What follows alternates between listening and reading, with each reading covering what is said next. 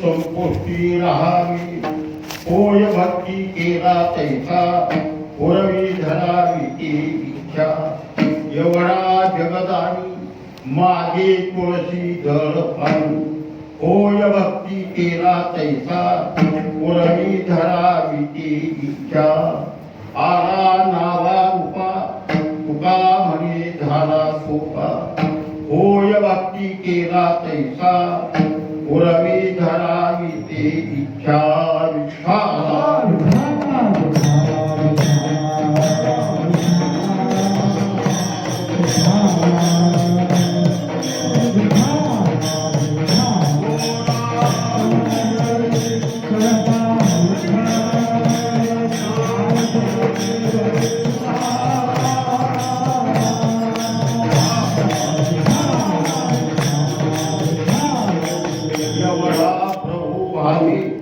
केले संपुष्टी राहावी महावैष्णव जगद्गुरु श्री संत तुकोबाराय यांचा हा भाव भक्ती यांची शक्ती सामर्थ्य बळ सांगणारा आहे.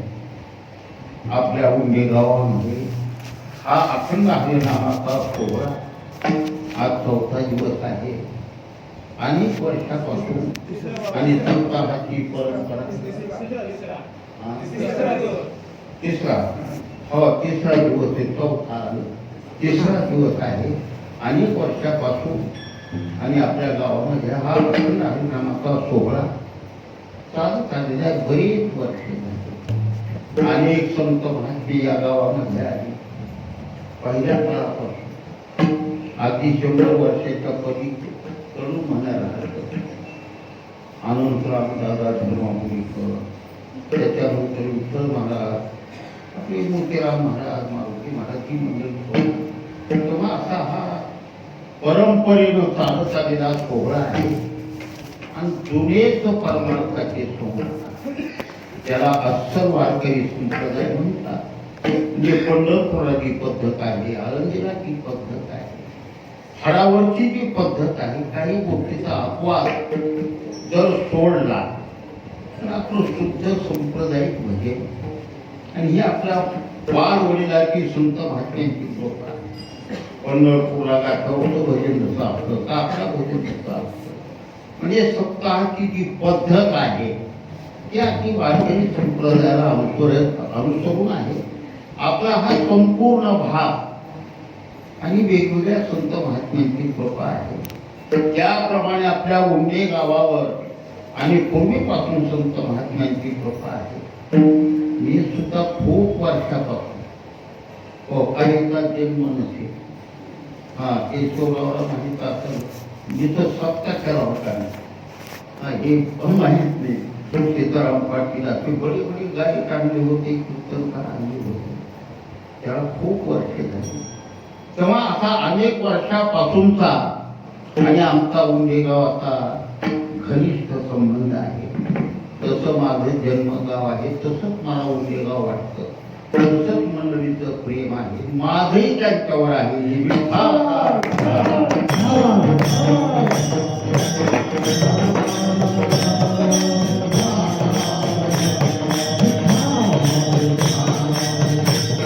त्या निमित्तानं ही सेवा आहे.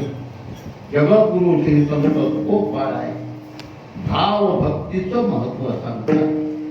वारकरी संप्रदाय हा भक्ती प्रधान आहे. ज्ञान पाहिजे, वैराग्य पाहिजे, कारण आपल्या संत महात्म्यांना आपल्याला आंधळी भक्ती चालत, त्याला ज्ञानाचा पाया पाहिजे.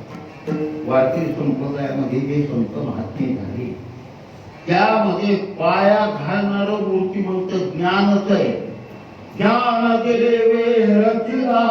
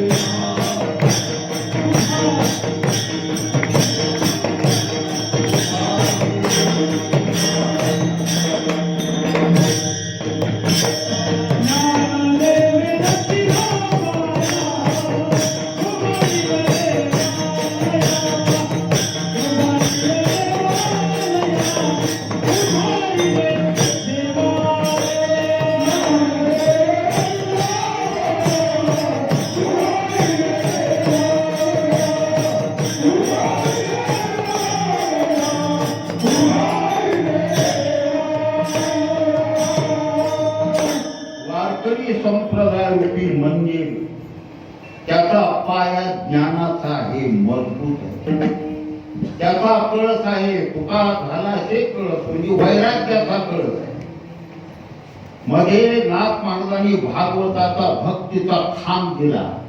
म्हणून वारकरी संप्रदाय भक्ती, ज्ञान, वैराग्य या तिन्हीचा ज्या ठिकाणी योग्य असा संबंध असतो म्हणजे ज्याला त्रिवेणी संगम म्हणतात, तसा वारकरी संत म्हटल्यानंतर त्या तिन्हीचा संगम पाहिजे. भक्ती पाहिजे, वैराग्य पाहिजे, ज्ञान पाहिजे. त्याला खरोखर ओरिजिनल संत म्हणतात. ज्ञान आहे, भक्ती नाही, जमत नाही. तुकोबाराय म्हणतात की चालत नाही. मग ते पूर्ण ज्ञान झालं, त्याला पाषाण हृदय म्हणतात. पूर्ण ज्ञान नकोय आम्हाला, त्याला भक्तीचा ओढावा पाहिजे. बरं, एखाद्याची भक्ती आहे, पण ज्याची भक्ती करतो त्याचं नाव माहित नाही, त्याचं स्वरूप माहित नाही, त्याचं गाव माहित नाही, आणि भक्तीच करायला लागलाय, प्रवास तर करायला लागलाय, कोणत्या गावाला जायचं हेच माहित नाही.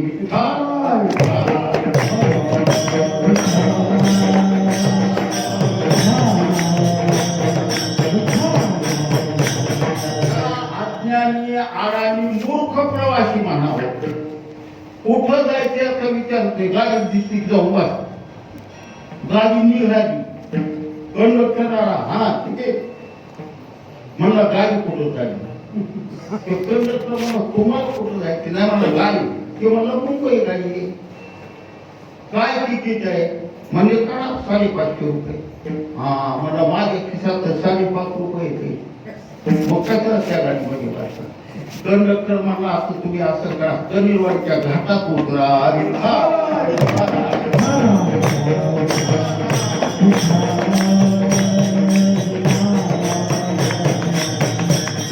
कोणत्याही गोष्टीला ज्ञानाची विचाराची बैठक पाहिजे. आपला संसार असू द्या, घर बांधायचं अगोदर आपल्या डोक्यात आलं पाहिजे.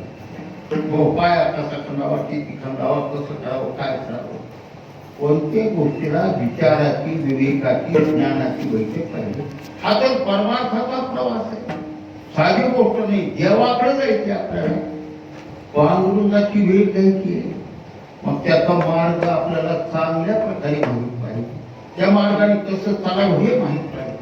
पहिले संत महात्मे कसे चालत गेले. वेद मार्गी मुनी गेले, त्याची मार्गे चाललो. मग ज्ञानोबाला कोणत्या मार्गाने गेले, तुकोबाला कोणत्या मार्गाने गेले. तर आपल्या भागामध्ये माधव मामा कोणत्या मार्गाने गेले, पांडुरंगापर्यंत. मोतीराम महाराज कोणत्या मार्गाने गेले, सोपान काका उकळकर कोणत्या, म्हणजे जे ओरिजिनल संत झाले ते कोणत्या मार्गाने, म्हणजे परमार्थ कसा आहे.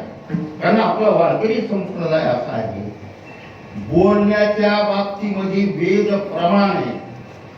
आम्ही जे बोलतो त्याला वेदाचं प्रमाण पाहिजे. बोलायचं वेद प्रमाण आणि परमार्थ करायचं म्हटलं की संतांचा आदर्श घ्यावा लागतो. कीर्तन करायचं नाही ना, संतांचा हा शब्द वेगळा असतो. संतांनी तसा परमार्थ केला. वाचा बोलू वेद नीती आणि करू संती केले ते विठ्ठल.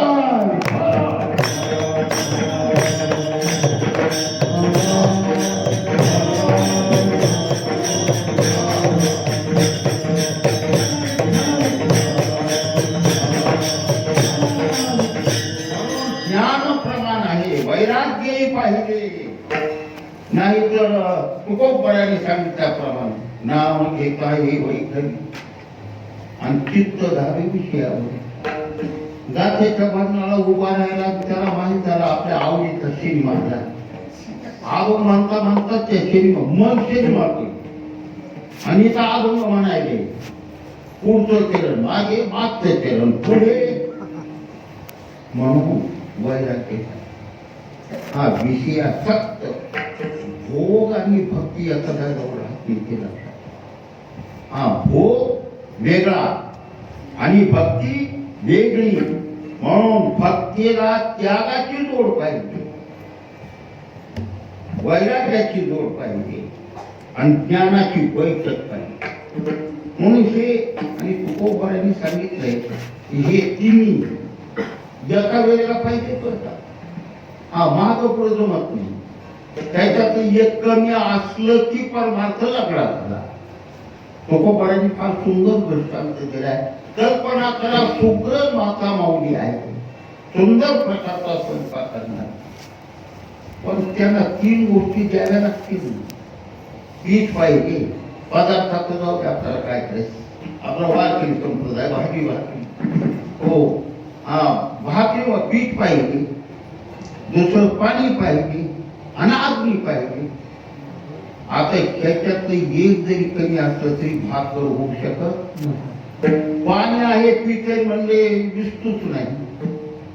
म्हणजे अग्नी आहे, पीठ आहे पण पाणीच नाही. तुकोबाराचे शब्द उदक अग्नी धान्य झाल्या खडी पाक आणि एक आधी एक सामान. एक आहे एक नाही, जमत नाही. त्याप्रमाणे भक्ती आहे, ज्ञान आहे, वैराग्य नाही जमत. वैराग्य आहे, ज्ञान आहे, भक्ती नाही जमत. म्हणजे तिन्हीचा जोड पाहिजे. तिन्हीचा जोड असल्याशिवाय वारकरी संप्रदायाचा यथा योग्य परमार्थ होऊ शकत नाही. वारकरी संप्रदायाचा तो संत होऊ शकत नाही. म्हणून आपले जेवढे जेवढे संत महात्मे झाले, नामदेवराय झाले, एक एकाचे एक एक वैशिष्ट्य आहे. तुकाराम महाराज म्हटले की वैराग्य उभं राहतं. तुकारामस्य वैराग्यम. हो, नामदेवस्य भक्तिस्या. नामदेवराय म्हटले की भक्ती पुढे येते. ज्ञानोबाराय म्हटले की ज्ञानच पुढे येते. तुकोबाराय म्हटले की वैराग्य पुढे येतं. नाथे संती त्रयो गुणाः. आमचे नाथ महाराज म्हणे घेतील येतात भक्ती ज्ञान वैराग्य. म्हणजे ज्ञानोबारायच्या ठिकाणी मुख्य ज्ञान आहे पण भक्ती नाही. जरा ज्ञानोबारायचे अभंग पहा, काय भक्ती प्रेम त्याच्यामध्ये भरलेलं आहे. ज्ञानोबारायने आपली काय आवड प्रगट केलेली आहे. अहो, पांडुरंगानं ज्ञानोबाराला विचारलं, म्हणजे तुम्ही आता अमृतानुभवासारखा ग्रंथ तयार केला. म्हणजे अज्ञानाचं खंडन, ज्ञानाचं खंडन, मायेचं खंडन, शब्दाचं खंडन, काही बोलायचं शिल्लकच ठेवलं नाही. ज्ञानोबाराय मग आमचे सगुण रूप म्हणजे आपल्या भोळ्या वारकऱ्याचं आमचं हे रूप आहे. मग आता तुम्हाला आमचं रूप कसं प्रसन्न पडेल. सगुण साकार विषयवर तुम्ही तर निर्गुण निराकार म्हणायच्या पलीकडे बोलता. हा, निर्गुण निराकाराच्या पलीकडे आणि तो सगुण साकार कसं. ज्ञानोबाराय म्हणाले मी प्रतिपादन काहीही करीन. निर्गुणाचं प्रतिपादन करीन, निराकाराचं प्रतिपादन करीन, शुद्ध चैतन्याचं प्रतिपादन हे करीन मी. पण पांडुरंगाला शक्य आवड मात्र तुझ्याच ठिकाणी आहे. देव म्हणाले कसं मला अवघड वाटते. आता तुमची फार उंच भूमिका आहे. ज्ञानोबारायने शेवटी सांगितलं पांडुरंगा तुला आग वाहून सांगतो. तुझे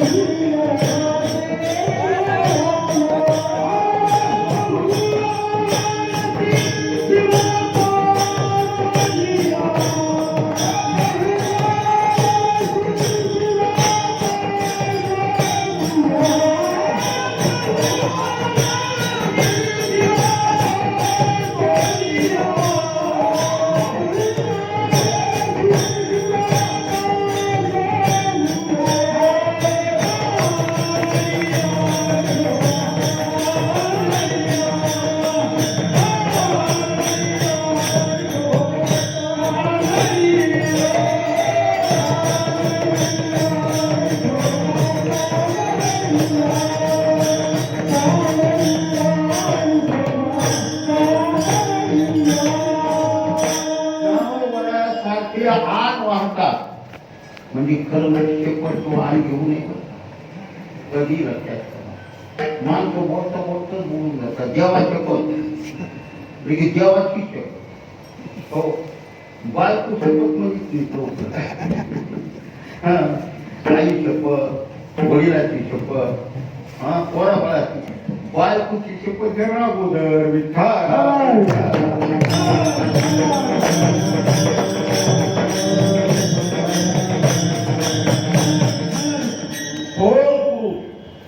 आन वाहत नसतात. आणि ज्ञानोबाराय कपकापो ज्ञान देव वैष्णव ते म्हणतात तुझी आन वाईट नका. कारण देवच त्या पद्धतीवर आहे. देवच म्हणून राहिले माऊली आता तुमच्यावर माझा भरोसा बसत नाही. तुम्ही आमचं सगुण साकार रूप मानायचा अंदाज नाही. तुम्ही आता निर्गुण निराकारच्या पलीकडे गेला. नाही लाजाने ही भाषा वापरावी लागली. कशावर चाललंय. आपला वारकरी संप्रदाय भागवत धर्म हा भाव प्रधान आहे, भक्ती प्रधान आहे. पण वैराग्याने ज्ञानाला सोडून नाही. हा, ज्ञानाची बैठक पाहिजे, वैराग्याची जोड पाहिजे आणि मुख्य सिंहासन भक्तीचं आहे असा भाव प्रधान आपला वारकरी संप्रदाय. आणि म्हणून हे जातं हरिनामाचा सोहळा कीर्तन भजन वगैरे खरं म्हणजे याला मुख्यत्व भाव भक्तीचा आणि भावभक्तीची शक्ती म्हणतात. भावभक्तीचं सामर्थ्य किती म्हणून सांगावं त्याला उपमा नाही. हा, भावाची शक्ती किती आहे, भाव बळ किती आहे, कोणाची उपमा द्यावी. एकापेक्षा एक बलवान झाले. ते बलवान सोडून द्या. पण अनेक प्रकारचे साधन आहे. जप आहे, तप आहे, क्रिया आहे, कर्म आहे, अष्टांग योग आहे, ज्ञान आहे, अनेक साधने, नाना साधनाच्या केल्या अनेक साधन. पण सर्वात शक्तिमान, सर्वात बलवान फक्त भाव आहे.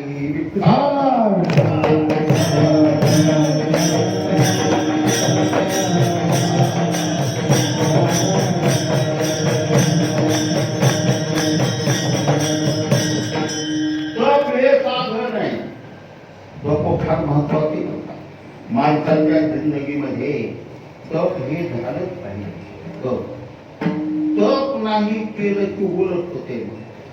तप हा शब्द उलट करावं. पतन होत आहे त्या माणसाला. तू म्हणाला तर आम्हाला कधी तो पैसे म्हणा. हो, तो करायचं म्हणजे की आपलं पुढं काय येणार, रेल्वे येणार, गाडी येणार, रेल्वे येणार, दर्या येणार, एखादो महादेवाचं मंदिर येणार, भगवे कपडे, गिबी नाही. तसं नाही. संत महात्म्यांनी आपल्याला फार सोपं तप सांगितले. कुणालाही करता येतं. स्त्री असो, पुरुष असो, गरीब असो, श्रीमंत असो, खेड्याचा खेळाचा खूप काही असो, कोणालाही करता येतं. आणि बाकीच्या साधनाच्या तपापेक्षा हे तप शकते. कोणतं? ज्ञानोबरांनी हरिपाठात सांगितलं, राम कृष्ण वाक्य भाव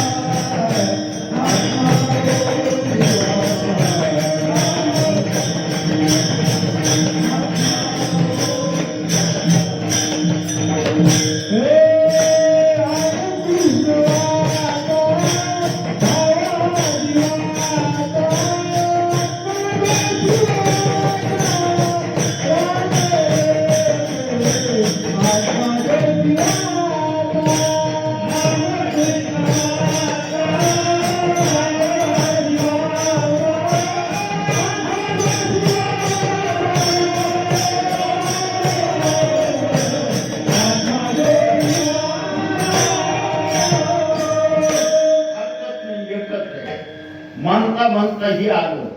मला म्हणायचं होतं राम कृष्ण वाचा अनंत राशी तप त्याच्याची रामकृष्ण नाव आणि त्याच्याचे आहे. तेव्हा रामकृष्ण वाचा अनंत राशी. ज्ञानोबरांनी सांगितलं, झोपता झोपता रामकृष्ण आहे म्हणा. त्या लोकठी वाड्यापेक्षा तुमचं तप अधिक होते. जन्माच्या लोकांपेक्षा तुमचं तप अधिक होते. तेव्हा जेवण खावण करून पद्धतशीर गाडी पळण टाका त्याच्यावर म्हणा ते म्हणा. मी म्हणत नाही. तुकोबारांनी सांगितले, निजल्या निगाता निजल्या जर नामस्मरण केलं तो उभा नारायण पांडुरंग परमात्मा उशारा उभा राहा. आणि बसून जर रामकृष्णाने म्हटलं तर वैसल्या कीर्तन करिता जवळायला लागते. आणि उभं राहून केलं तर उभा राहूया आमचे नाम वहे नाचे हा गोष्ट इतका आनंद होतो. पांडुरंग परमात्मा देहभाग विसरून नाकाला लागतो, इतका आनंद होतो. म्हणून हे देवाचं नाव त्याच्यासारखं तप आहे. आता मला बाकीचं तप सांगायचंय. जसं रावणानं तपस्या केली, वर मागून घेतला. हिरण्यकश्यपूने तपस्या केली, वर मागून घेतला. हे जे तप आहे, तपानं देव प्रसन्न होतो. ताब्यात येत नाही. तुम्ही मागे रामायण कथा त्याच्यामध्ये तुम्हाला दिसून येईल.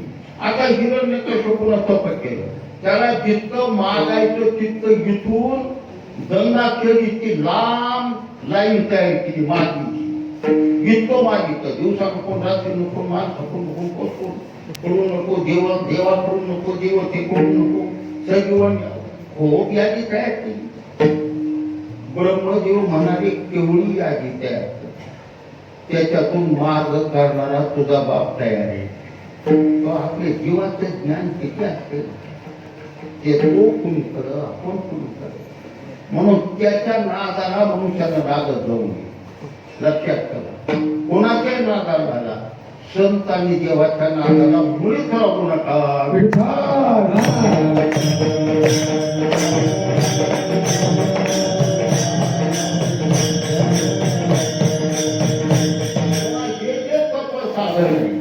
यानं देव प्रसन्न हो.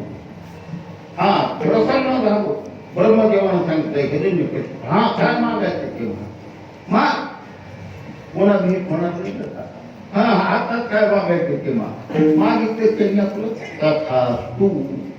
तथास्तु म्हटलं की तुझा आता आमचा संबंध थांबतो. हा आता आमच्यावर तुमची जबाबदारी नाही. तुम्ही मागितलं ते दिला, आम्ही मोकळे झालो. म्हणजे तपानं जीव असा तात्पुरता प्रसन्न होतो, कामापुरता प्रसन्न होतो. जीव तपानं बांधला जातो, हे लक्षात. आता ज्ञान हे साधन आहे. ज्ञानाने देव कळतो, देव बांधला जात नाही.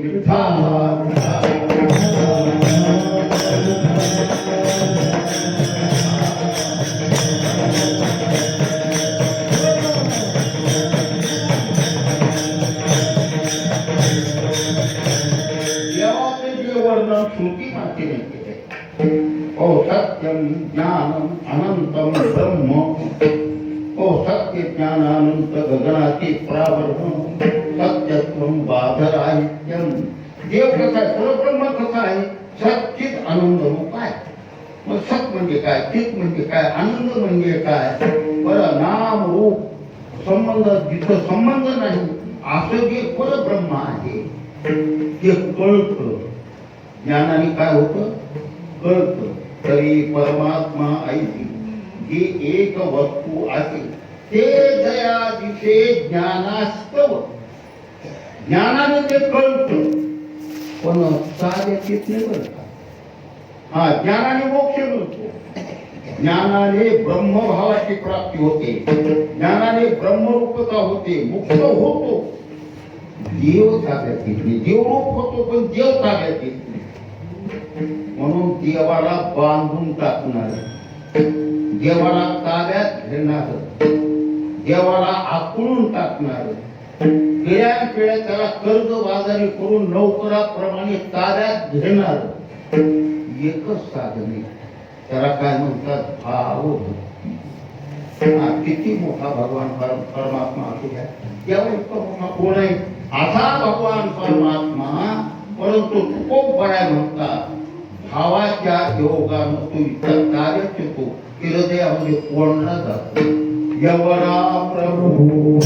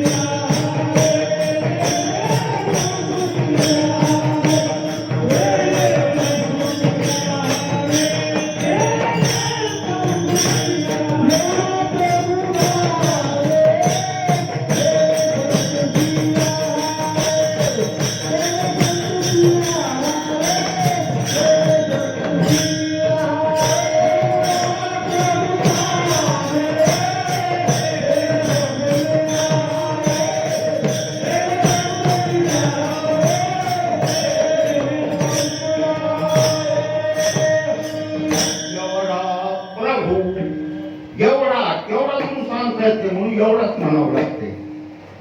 आकाश किती मोठे, त्याला उपमान गगनम गगनाकारम. आकाश किती मोठं, आकाशात. समुद्रामध्ये किती गॅलन पाणी तितकं, समुद्रामध्ये किती पाणी, समुद्र इतकं. राम रावणाचं युद्ध, राम रावण युद्धम, राम रावण योरिव. राम रावणाचे युद्ध कसं, राम रावणाच्या युद्धासारखं त्याला दुसरी उपमा नाही. असं सांगतात की ज्या वेळेला महाभारती युद्ध झालं, हो दुर्योधनाचं त्यांचं काही विटलं नाही, भावाभावाचं भांडण झालं. दुर्योधन म्हणला काही जमत नाही, काहीच मिळणार नाही. शेवटी युद्ध पक्क झालं. मग पहिल्या काळात त्या पद्धतीप्रमाणे बरं निमंत्रण द्यायचं, जसं लग्नाला निमंत्रण देतो ना आपण, तसं आमच्या बाजूने घ्यावी तुमचं सैन्य घ्यायचं पद्धत. त्याप्रमाणे आमचे भीमदादा लंकेला गेले. बेबिशनाकडे तितके वेळेस ना बेबिशनाकडे गेले. बेबिशनाला सांगितलं आता असं युद्ध ठरलंय आणि तुम्ही आमच्या बाजूने युद्धाला काही करण्यासाठी या. बेबिशनानं सांगितलं तुमच्या पोरासोराच्या भांडणामध्ये आम्हाला कशाला घेतात. भीमदादा म्हणजे पोरासोराचं भांडण घेतात. भीष्माचार्य, द्रोणाचार्य, कर्ण, अर्जुन, अंत 18 अश्विनी सैन्य आहे दोघाचं मिळून. बरं दोघाचं मिळून 18 अश्विनी सैन्य आहे. विभीषण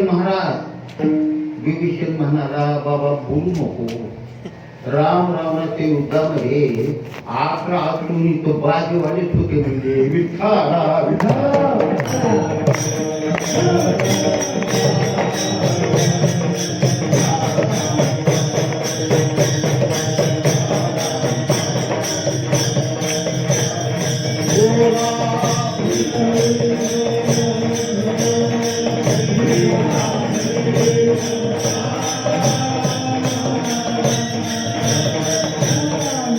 अशा प्रकारे भावाची शक्ती ही आपल्याला सांगायचं आहे. भावाचं बळ किती, एवढा प्रभू म्हणजे त्याच्या इतका मोठा कोणताच नाही. त्याच्यावर उदाहरण सांगत होतो मी आपल्याला. राम रावणाच्या युद्धासारखं तसं देव किती मोठा, देवा एवढाच मानावर. देव किती मोठा, स्वर्ग एवढा. देव किती मोठा, इंद्र एवढा नाही जमत. त्याला जोडच नाही उपमा द्यायचा. म्हणून केवढा म्हणून सांगितलं नाही, एवढा. जसं व्यवहारामध्ये माणूस म्हणतो तो एखादा व्यवहाराचा समजा मोठा माणूस म्हणजे हे मुख्यमंत्री आहे. पण काय म्हणजे वाक्य गरीबाच्या झोपडीमध्ये भाजी भाकरी नेहमी जात आहे का, भाजी भाकरी करून जातात. एवढा मुख्यमंत्री पण त्या घरी. त्याप्रमाणे एवढा प्रभू शब्दामध्ये चालेल. प्रभू शब्दाचा अर्थच असा आहे, गतीर भरता प्रभूच का.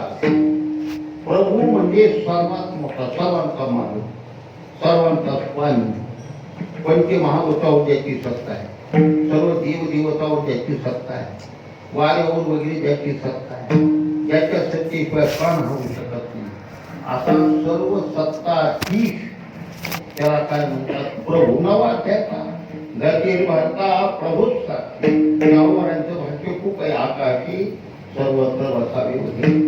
असा तो प्रभू एवढा मोठा, पण भावाच्या उगानं काय होतंय, आमच्या भक्ताच्या हृदयामध्ये कोणला जातो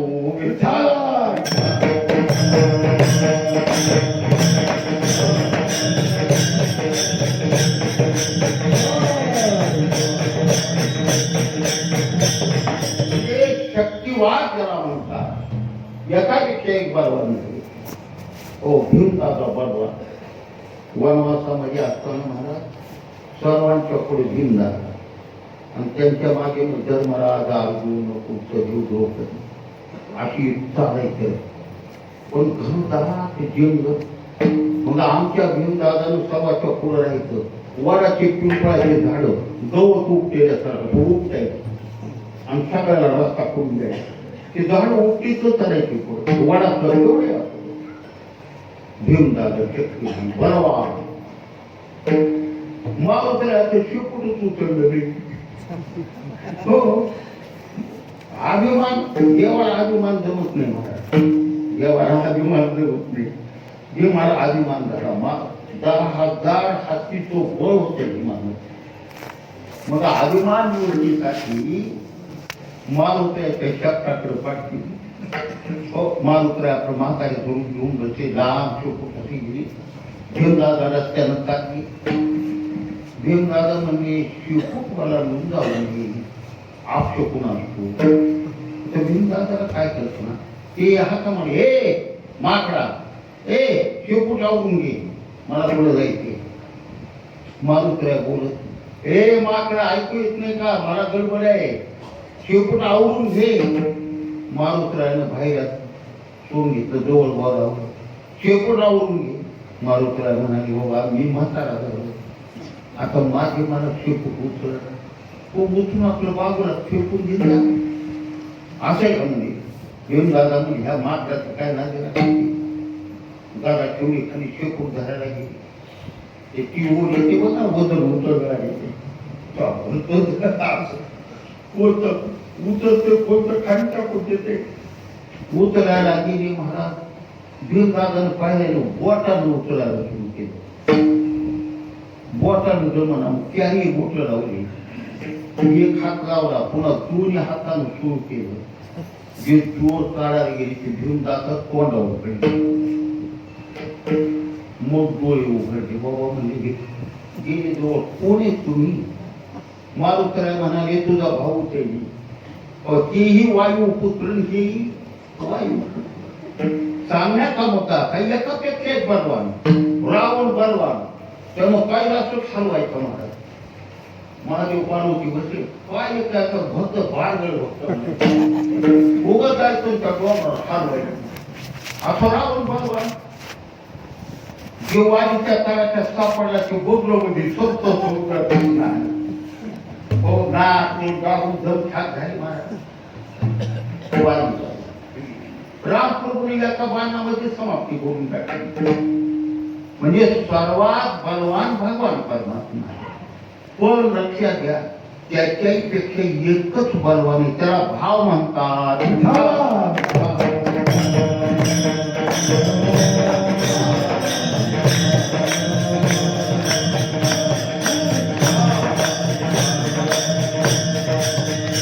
शास्त्रामध्ये अनेक प्रकारचे वाद आहेत. वाद म्हणजे व्यवहाराचे भांडण घेऊन म्हणून भांडण कुणाचं ऐकावं, शास्त्राचे भांडण. शास्त्रकार विद्वानाची चर्चा आहे का नाही ते टीव्हीवर आता एक पक्षीवाले काय डोकं खराब होतात. आमची गोळ्याची पोर काय का पैशाने जाऊन बसते सगळी. दुसरं जाता येईना, जायला पैसेच नाही काय. म्हणून वाद कोणाचा ऐकावा, शास्त्रकारांना. पंडिताची चर्चा, जगद्गुरु शंकराचार्य मंडल विश्व यांचा वाद ऐकायला, चर्चा ऐकायला 100 कोसवून पंडित आले.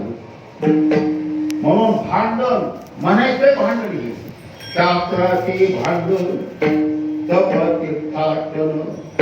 भांडण नाही एकाच सांगतो वाद ऐकावा. पूर्व मीमांसा उत्तर मीमांसा शास्त्रकाराचा वाद ऐकावा. तो वाद म्हणजे गीत म्हणजे शास्त्र आहे. म्हणायचा वाद पण ते शास्त्र आहे. म्हणून वाद कुणाचा ऐकावा, शास्त्रकार. अनेक प्रकारचे वादाचे प्रकार आहेत. आरंभ वाद आहे, परिणाम वाद आहे, विवर्त वाद आहे, आता खूप आहे. त्याच्यामध्ये एक शक्तिवाद आहे. हे मला शक्ती हे आकारावर नसते बर का, आकारावर नाही. ती एका एका वस्तूची शक्ती सामर्थ्य येते. जसं कल्पतरूचं झाड आहे, त्याच्या खाली कसलाय माणूस बसला मनामध्ये आले त्याचं जीवन पाहिजे तयार. ही त्याची शक्ती.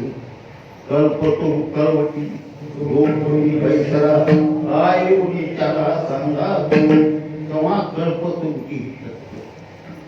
परिसाची शक्ती. लोखंडाला लाभ पितो सगळं शिकतो सोयतात परिसर ही शक्ती आहे. चिंतामणी तिच्यामध्ये असतात. चिंतामणी झाली आहे सदा विजय वृत्ती. त्याचे मनोरथ कधी अपयशी होत. जे मनात आणावं त्याच्यामध्ये एक प्राप्त होत. चिंतामणी ही त्याच्यामध्ये शक्ती आहे. काही मध्ये शक्ती, काही प्राण्यामध्ये शक्ती आहे महाराज. हो, आता बिनचूक आपल्याला माहिती आहे. हा, सगळ्याला अनुभवूनच राहता येत फारशा हे झाल्या घरामध्ये छिद्र वगैरे राहिलेली. आणि ते पहिल्या काळामध्ये महाराज उन्हाळ्यामध्ये 2-4 वेळा तरी बिनचूक भेट पाहिजे. मला गौरसोडीला तळ पायला सावला पुन्हा घेतला मी नाही. पण रात्रभर झोप कशाची लगेच जागी पुन्हा फिरली लगेच, म्हणजे रात्रभर वेदना.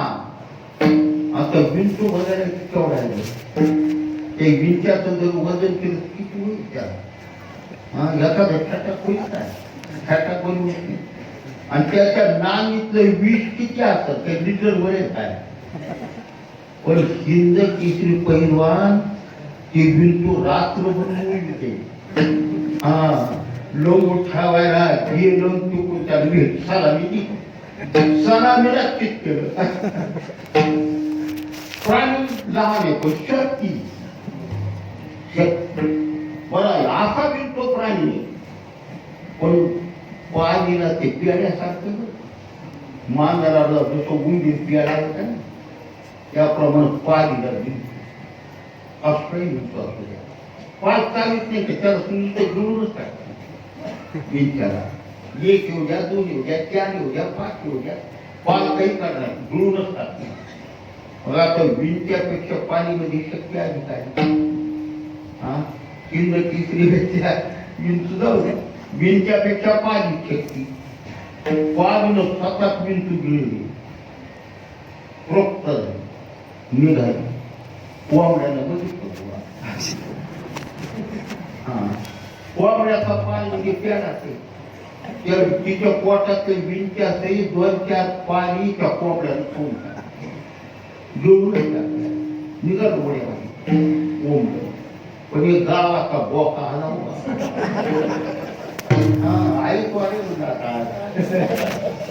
ऐकतो आता बोल त्या विंच्या सहित पाणी सहित सतत कोंबड्यानं फस्त करून माणसं ते साधे काय आहे.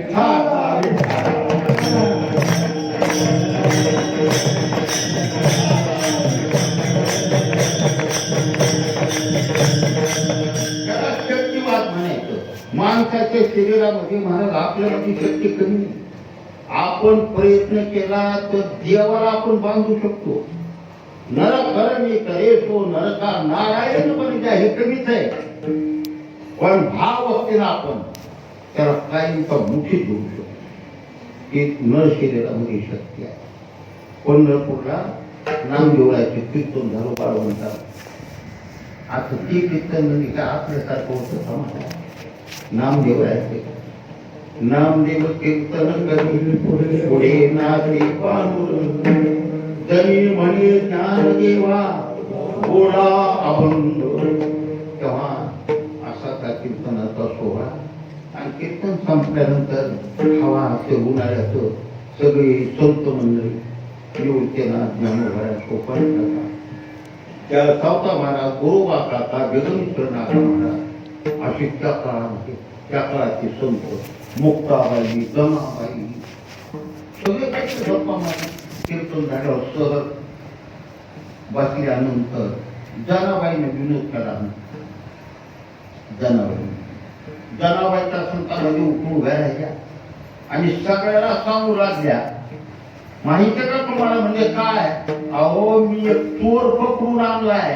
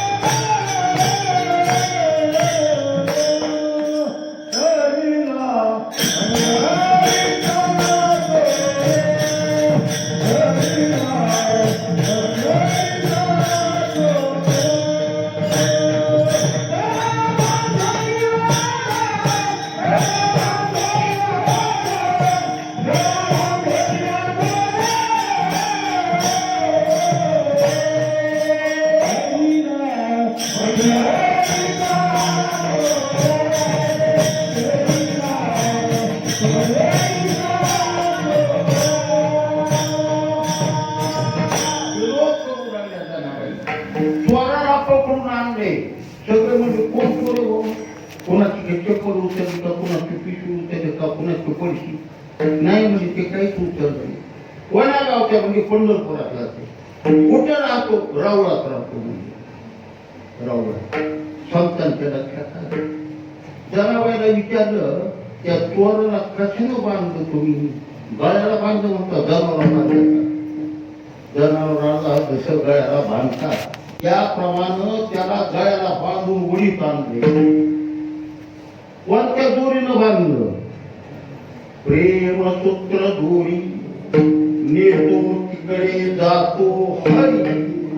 हा भाव प्रेम जवळजवळ एका स्वाचिक शब्द आहे. तेव्हा भावानं प्रेमाच्या दोरीनं त्याच्या गळ्याला बांधलं, त्याला ओळीत आणलं. सगळे म्हणजे कुठे ठेवलंय त्याला?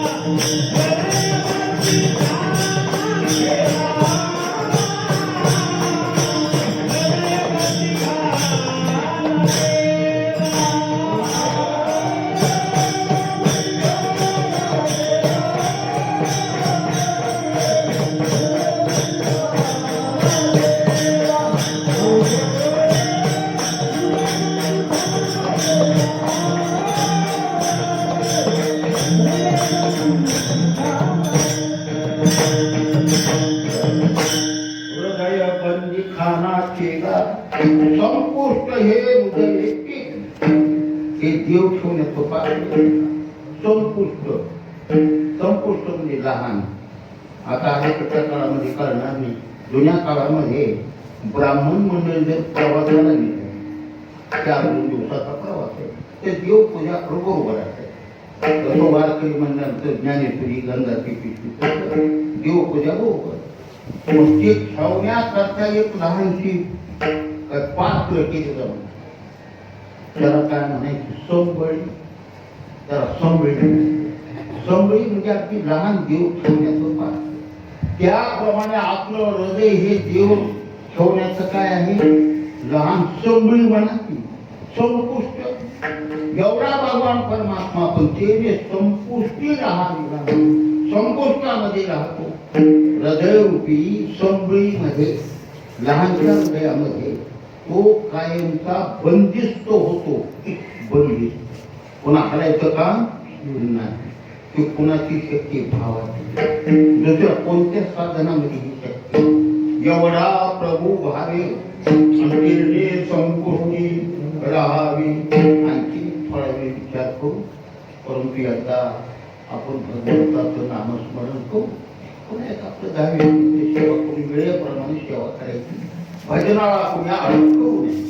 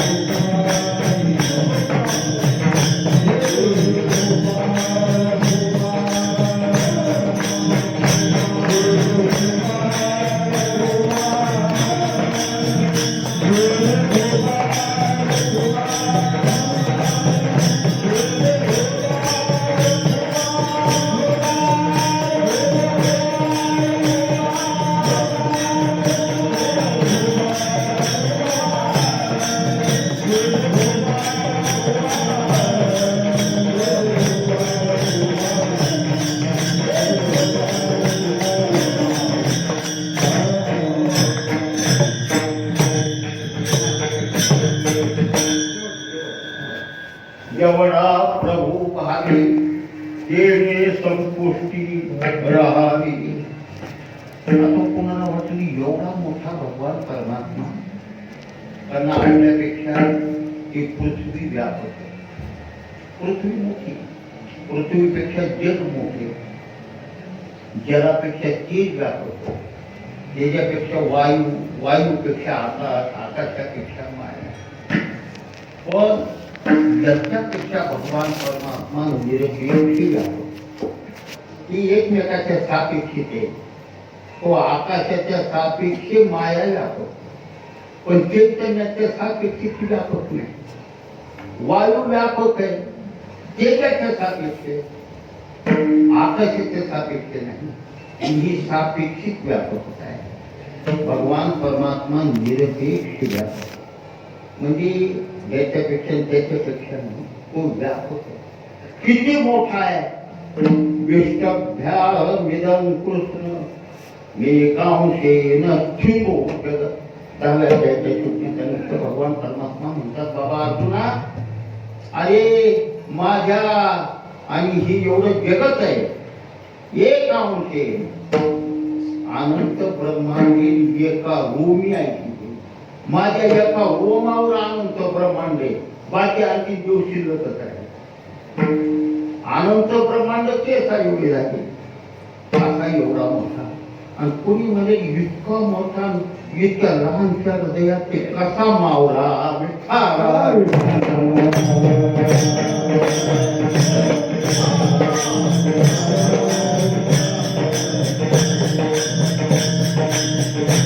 कारण जी वस्तू साठवायची, ज्याच्यामध्ये साठवायची ती वस्तू मोठी पाहिजे ना. आता आपलं समजा क्षेत्र शिवायचे, एखाद्याची छाती मला 34 इंच आहे आणि क्षेत्रवाल्यानं ती जर 28 इंच शिवली तर मग ते अंग बसेल का त्याच्यात. मग इतकं लहानचं हे हृदय, त्याच्यामध्ये एवढा मोठा देव कसा बसला, हा असं कुणाला वाटते. पण लक्षात घ्या, या अभंगामध्ये त्याचं उत्तर आहे. तुकोबरांनी सांगितलंय की भक्ताच्या भावाच्या योगानं असा जरी भगवान परमात्मा असला तर भक्ताच्या इच्छेप्रमाणे वाटेल तसा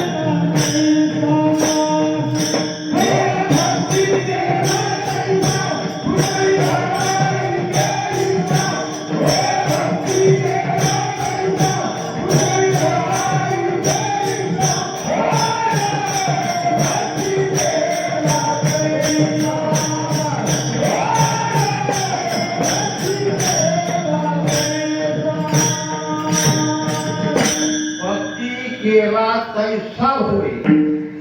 बस भक्ताच्या इच्छेप्रमाणे कसा काय होतो. ब्रह्मदेवानं स्वयंभू म्हणू आणि शतरूपा हे आपल्या शरीरापासून स्त्री पुरुषाचा जोडा पहिल्यांदा उत्पन्न केला आणि सांगितलं परिदेचा विस्तार. म्हणून महाराज म्हणाले, बाबा तुम्ही सांगता परिदेचा विस्तार करा, पण तेला राहायला घर नको. हो, संसार खूप आहे का. नुसतं लग्न केलं, 2-4 मुलं झाली, मुली झाली म्हणजे संसार झाला. अरे त्या मुलाची व्यवस्था काय आहे, ते मायबापाला काहीतरी मार्ग काढावा लागेल ना. ब्रह्मदेवाला म्हणू लागले आता संतती झाली म्हणजे पृथ्वी कुठे आहे. म्हणून महाराज म्हणाले की प्रळय काळामध्ये जी रसातळ नावाचं पाताळ आहे त्या पाताळात गेली आणि तिथं पणी नावाचे दैत्य त्यांनी ती आडून धरले ते केवळ येऊ देत नाही. सांगा बरं त्यावेळेला ब्रह्मदेवाला काळजी पडली. ब्रह्मदेवानं आपल्या वडिलाचं चिंतन केलं. भगवान विष्णू परमात्मा डोळे झाकेल म्हणजे आता कसं करावं. त्यावेळेला भक्तासाठी भगवान परमात्मा मग ब्रह्मदेवाच्या नाकातून अंगठ्या एवढं डुकराचं पिलू बाहेर वराह अवतार. वराह म्हणजे सुकर डुकर भक्तासाठी डुकर झाला आणि नाकातून पडला म्हणजे अंगठ्या एवढा होऊन पडला. त्याला काय असे ते म्हणत तो मोठं व्हायचं म्हटल्यानंतर बळीराजा करता 2 पावलामध्ये सगळं आटवून टाकलं. भक्ता करता आधी परमाणू इतकाला अणु रडियान सुट्टी भाषा सांगते ते परब्रह्म कसे त्याच्या इतकं बारीक सूक्ष्म काहीच नाही महाराज. या अणु परमाणू असू द्या त्याच्यापेक्षा बारीक सूक्ष्म भगवान परमात्मा त्याच्या इतका मोठाही कोणी नाही आणि त्याच्या इतका लहानही कोणी नाही. जरा भगवंताचे अवतार पहा. कृष्ण अवतार आहे. मथुरेच्या बंदीखान्यामध्ये आपल्यासारखा जन्म झाला नाही. देवाचा आपल्यासारखा जन्म नाही. ते रूपानं आईच्या उदरामध्ये राहतात आणि तितके ज्या वेळेला अवतीर्ण व्हायचे ज्याला जन्म म्हणतो आपण त्यावेळेला ती भगवंताची 8 वर्षाची मूर्ती प्रगट होतात. मथुरेच्या बंदीखान्यामध्ये 8 वर्षाची मूर्ती प्रगट. शंख चक्र गदा पद्म सगळं. वसुदेवाचा देवकीचा संवाद झाला. बोलणं झालं. सगळं झालं. शेवटी भगवंतांनी सांगितलं मी आताच जन्माला आलेल्या मुलासारखं बाळासारखं बाळ त्याला काय लहान होतो मोठा होतो. बरं भक्ता करता म्हणजे भावाची शक्ती ते मला तुम्ही ती एका आवडत उंच नीच काही आता या वर्णामध्ये कोण्या भक्ताबरोबर देवाने काय काय काम केलं. गगराबरोबर काय काम केलं. चोखा मेळ्याबरोबर काय काम केलं.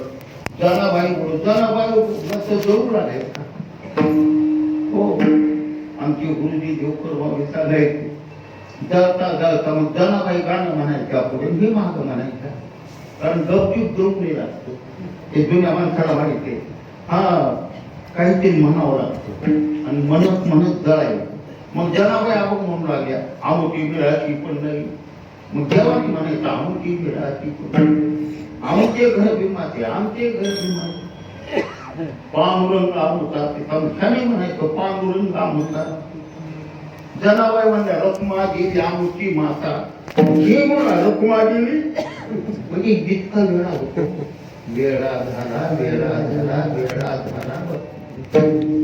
भावा इतकं त्याला वेळ करणार ताब्यात करणार साधन प्रेम म्हणून तुकोबारांनी थोडके शब्दात सांगितले होय भक्ती भक्तांनी जसं हो म्हणे त्याप्रमाणे देवाला भावला आणि भक्ताचं कोणतेही काम सज्जन कसाया विपुल आगे माणूस नामयाची जरी सगळे गप्या येतो म्हणायच्या.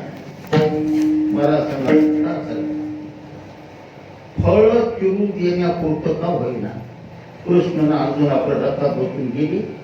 काही फळ होते व अर्जुन म्हणला जर द्रौपदी जर सुभद्रा असती तर आपल्याला फळ चांगली कापून दिले. देवाला सांगितलं अर्जुन घोड्याला जरा पाणी पाजून आणतो. पाणी पाजायला गेले आणि तिकडूनच सुभद्रेचं रूप धारण करून अर्जुनाकरता कोण झाला तो बायको झाला. हो सुभद्रा झाला सुभद्रा. म्हणून होय भक्ती शेकडो उदाहरण होतो आणि भक्ताची जशी इच्छा असेल त्याप्रमाणे परिपूर्ण. त्या मोबदल्यामध्ये त्याला फक्त भाव पाहिजे. त्याला काय म्हणलं, लक्ष्मी त्याच्या ताब्यात, आणि त्याला आपण काय देणार, तेच आपल्याला करून देते, त्याच्यावर आपलं चाललंय. देवाला काय गरज आहे? अरे लक्ष्मी आईची दयाची दासी, मूर्तिमंत लक्ष्मी ताब्यात, ते आपल्याला कशाला पाहिजे? त्याला काय गरज आहे? म्हणून गरज नाही. देव म्हणतात मला फक्त एकच गोष्ट आहे, एकाच गोष्टीची कमतरता आहे, कुठे, ती म्हणजे भाव.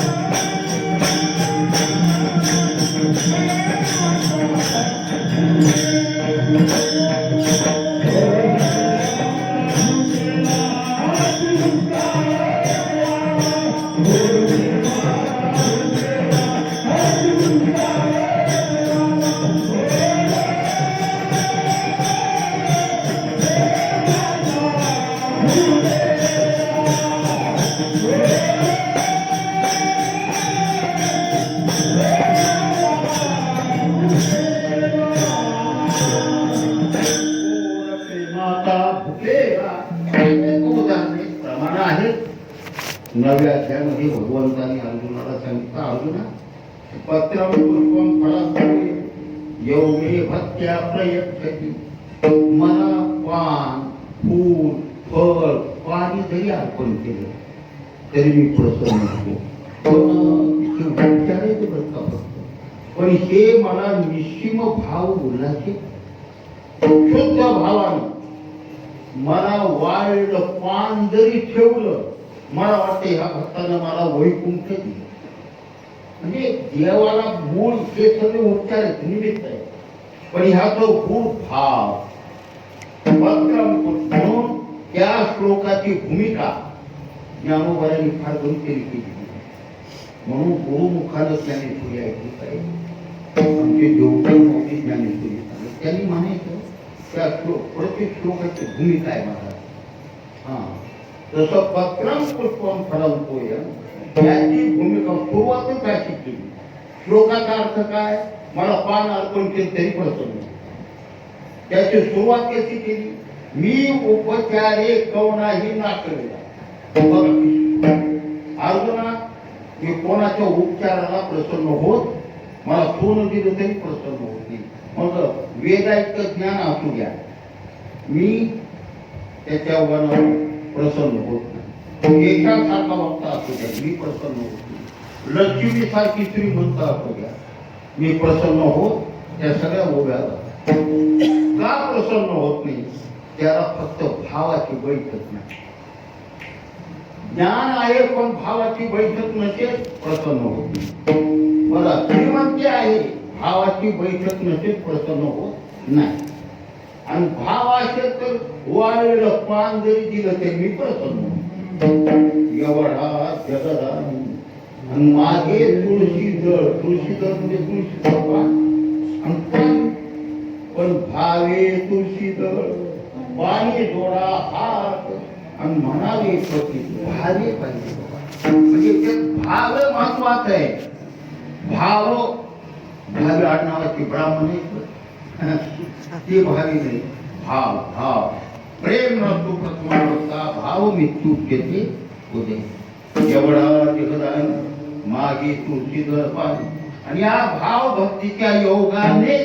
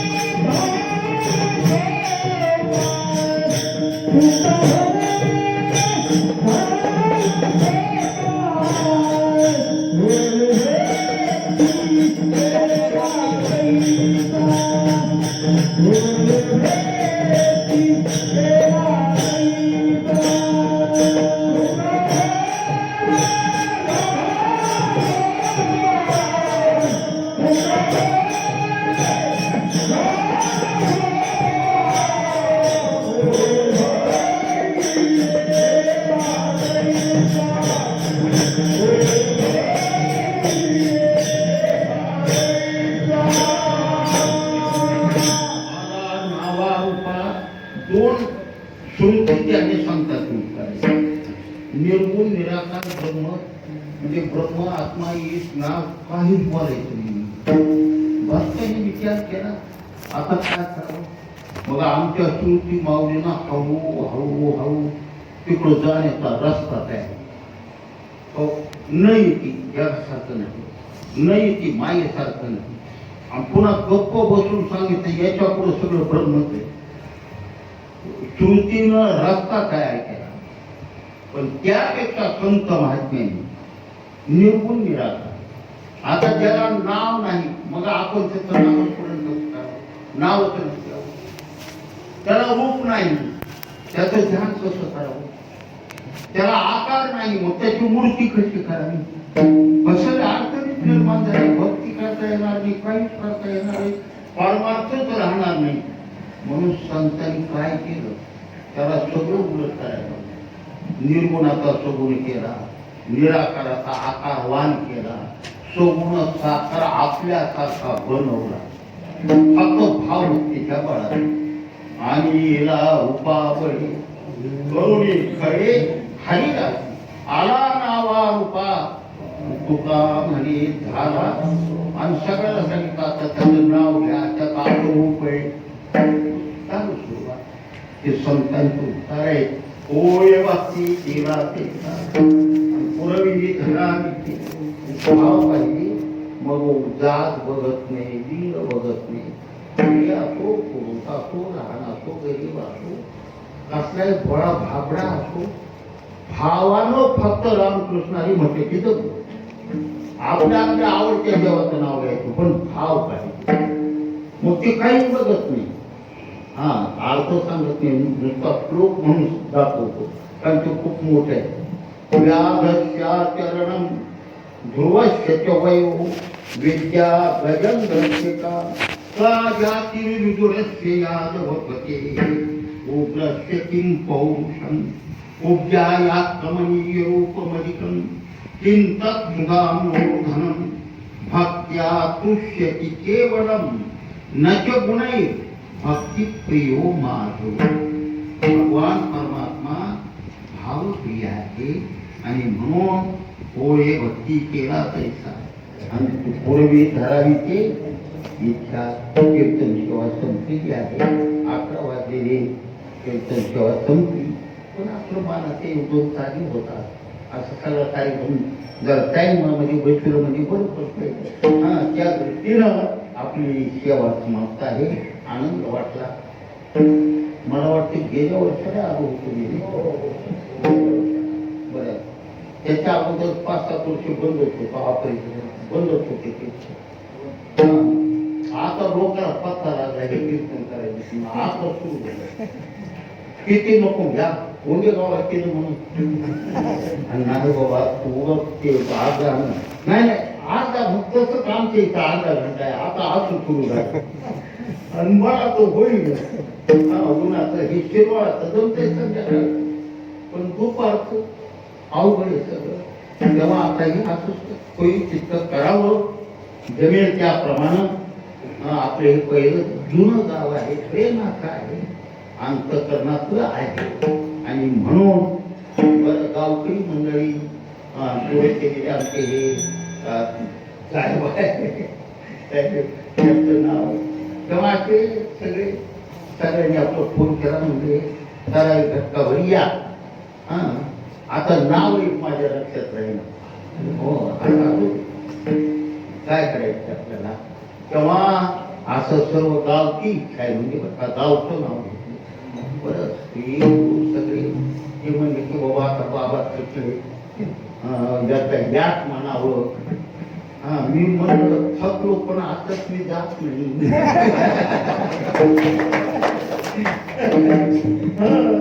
आता गेल्या वर्षापासून ते कीर्तन पुन्हा सुरू केले. आता थोडे दिवस असं विनोदाचा भाग सोडा. सर्वांचा असं प्रेम असावं अशी सर्वांना परमार्थाची आवड निर्माण व्हावी. गावामध्ये सुख समाधान शांती राहावी आणि आमच्या भगवंतानं सगळ्याला तशा प्रकारची सर्व प्रकारची शक्ती द्यावी आणि असं हे कार्य करून घ्यावं एवढी प्रार्थना करून आपला कीर्तन कार्यक्रम कीर्तन सेवा समाप्त. ज्ञानेश्वर